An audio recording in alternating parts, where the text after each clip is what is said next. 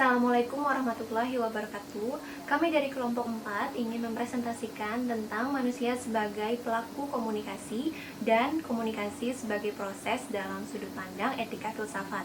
Perkenalkan, nama saya Hafiza dan saya akan menjelaskan tentang mengapa manusia disebut sebagai pelaku komunikasi.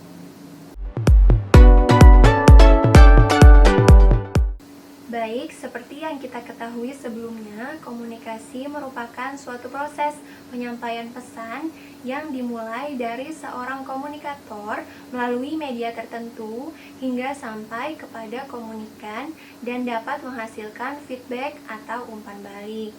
Dari proses tersebut, dapat kita lihat bahwa komunikator atau dalam hal ini adalah manusia memegang peran penting dalam proses komunikasi tersebut. Untuk itu, manusia disebut sebagai pelaku komunikasi. Manusia dalam kehidupan sehari-harinya berinteraksi dengan makhluk lain atau dengan manusia lain melalui proses komunikasi. Nah, kita telah mengetahui mengapa manusia dikatakan sebagai pelaku komunikasi.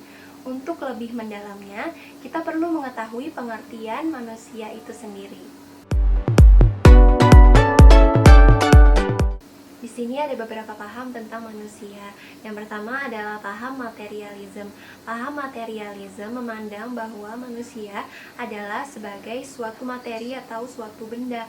Salah satu penganut teori ini adalah Karl Marx, yang berpendapat bahwa manusia adalah cerminan tingkah lakunya, atau dalam hakikatnya manusia adalah apa yang ia kerjakan. Yang kedua adalah paham idealisme.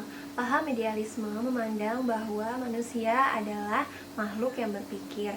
Menurut Descartes sebagai bapak dari pemikiran ini, memandang bahwa manusia dengan idenya adalah sesuatu yang hebat, karena ketika manusia belum mengalami suatu hal, ia dapat membayangkan tentang hal tersebut.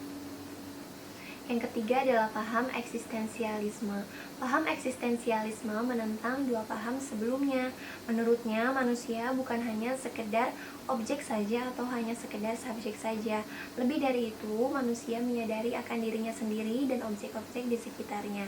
Menurut paham eksistensialisme, manusia bukan hanya sekedar tinggal di dunia atau hidup di dunia, tetapi manusia menghadapi dunia dan benda lain yang ada di dunia.